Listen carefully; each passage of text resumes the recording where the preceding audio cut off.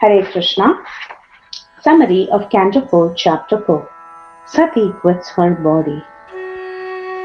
Lord Shiva became silent, understanding that Sati would be destroyed in both cases, whether he prevented her from going or whether she actually went. Sati was anxious to see her relatives, but also afraid of Lord Shiva's warning. Her mind was unsettled and she moved in and out of the room. Upset at being forbidden, Sati cried out of affection for her relatives. Her body was shaking in anger as she glanced at Shiva in great anger as if she was going to burn him. Tormented by extreme emotions of anger and lamentation, her intelligence was bewildered by her womanly nature. Sati decided to leave Shiva, who had given her half of his body. At that time, thousands of followers of Lord Shiva, headed by Maniman and Mada, followed Sati with Nandi in front along with many yakshas. Sati was placed on the bull Nandi and was given her pet bird Sarika, a small ball, lotus, mirror, white umbrella, fan and garland. Accompanying was a singing party and the whole procession was as pompous as a royal parade as she left. Sati reached Daksha's sacrificial arena, which was splendid with the chanting of Vedic hymns, sacrificial animals, great personalities, and various paraphernalia. No one received Sati properly out of their fear of Daksha. Only her mother and sisters embraced her with tears of affection and glad faces. However, Sati did not accept the seat and gifts offered by her sisters, mother, and aunts, and did not reply to their words of reception because her father did not welcome her. Sati realized that the sacrifice was devoid of any oblations for Lord Shiva and that she, being Shiva's wife, was also not received properly by Daksha. So Sati became very greatly angry and she looked at Daksha as if she was going to burn him down. Sati began to condemn the sacrifices. Seeing her anger, Lord Shiva's followers became ready to kill Daksha, but Sati stopped them. Being very angry and sorrowful, she started condemning the process of fruitive activities and their proud performers like Daksha. Sati told Daksha, "Who except you would hate Lord Shiva? Lord Shiva has no superior or rival in this world. He is not dear to anyone nor inimical to anyone. He is the most beloved of all. He is the soul of all beings and he is without enmity. Sadhus like Lord Shiva find no faults in others' qualities, but they magnify even a meager quality that is there in others. But a man like you simply find faults even with great souls." So there are different levels of sadhu and a sadhu. A sadhu is a person who accepts even faults in others, since the faults can eventually be transformed by certain methods into good qualities. A Mahatara overlooks the faults and sees good qualities. A Mahatma takes small good qualities and magnifies them, not seeing small faults. Ati Mahatma is one who sees good qualities in others where actually there is none. Now coming to the asadu categories, the asadu is one who thinks that someone's good qualities will turn into faults. Then there is a asadutara who sees faults only, overlooking the good qualities. Then there is the asadutama who takes small faults and magnifies them, seeing no good qualities at all. And finally, there is the ati asadutama who sees only faults in others, even where there are no faults. So here at this point, Sati was addressing Daksha as Ati Sadhutama.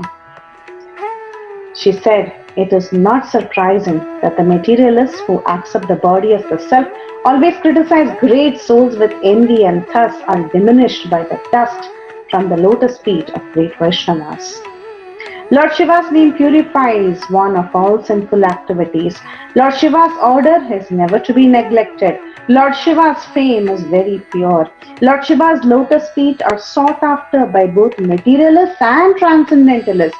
You have offended the friend of the universe who is worshipped both by those seeking Brahmananda and by those seeking material results. In spite of having externally inauspicious habits, No one, including Lord Brahma, considers that Lord Shiva is inauspicious. They carry the flowers offered to his lotus feet on their heads. So far, Sati argued that no one vilifies a great personality, and if one does so, he is a lowly person. But Daksha might argue that Sati was vilifying her father, who was a great Prajapati. So in answer to this, Sati was defending Lord Shiva, and actually she feels that she should have killed the offender Daksha instead of vilifying him. She said, "How do we treat the blasphemer of a Vaishnava? One can block one's ears and leave the place. If one is unable to punish him, one can cut his tongue and kill him, and then give up one's own life as atonement for hearing the criticism." So by killing the blasphemer, one destroys his unlimited pain in hell, so such a killing is not a sin. A Kshatriya should cut the offender's tongue and kill him. Vaishyas and Shudras, who are generally not qualified to give the punishment, should commit suicide. Brahmanas are not proper to give up their life, and so therefore they should cover their ears, remember Lord Vishnu, and go away from that place. Because Daksha, who blasphemed the master of religion, Lord Shiva, happened to be the father of Sati, Sati decided not to kill him, but to give up her own life. Then Sati said, "Therefore I shall not maintain this body that is received from you. You have blasphemed Lord Shiva. The best treatment after taking poisonous food is to vomit it." Sati, who is the Lord's external potency, can vanquish many universes, including many Dakshas, but to save her husband from the charge that he killed Daksha through his wife, Sati decided to give up her own life. She said, "Elevated transcendentalists like Lord Shiva are not obliged to follow the rules of the Vedas. Therefore, it is better to follow one's own dharma and not criticize others." At this point, Sati responds to Daksha's accusation that Lord Shiva doesn't follow the Vedic rules. So she is now explaining that Lord Shiva is beyond all these Vedic rules. She said both Pravriti Marg and Nivriti Marg are bona fide paths. If one wants to see two in one person, that is contradictory. Both kinds of activities may be neglected by a person who is transcendently situated. Daksha was thinking that although his daughter was chaste and adherent to her husband Shiva, she was living in the house of a lowly beggar devoid of opulence. So Sati said, "The opulences that we possess are actually unattainable for people who engage in sacrifices for bodily necessities like you. Our prowess can be achieved only by self-realized souls like the Kumaras and Narada. My body is a source of embarrassment since it has come from a person who has offended Lord Shiva. I condemn myself because of my connection with you. When Lord Shiva addresses me as Dakshayani, I at once become morose and lose my charming smile. Therefore, I shall give up my body." Sati sat in mystic yoga. Speaking like this, she began to face north. She was dressed in saffron garments. She performed Achaman and absorbed herself in the process of mystic yoga. She performed the Sat Chakra Yoga and raised her life air from the navel to the heart, to the throat, to the center of her eyebrows. Desiring to give up her worshipable body due to anger towards her father, she began meditating on the fiery air within the body. Meditating on the holy lotus feet of her husband, who is Jagat Guru, Sati became completely cleansed of all contaminations, her identity as the daughter of Daksha, and she quit her body in a blazing fire by meditation on the fiery elements. Seeing Sati's departure, there was a tumultuous roar all over the universe. Why had Sati dared to Shiva quit her body in such a manner? It was astonishing that Daksha, who is a Prajapati, was so disrespectful to his chaste and honorable daughter that she gave up her body. Hard-hearted Daksha is unworthy to be a Brahmana, and he will gain great infamy for not stopping his daughter's death because of hating Lord Shiva.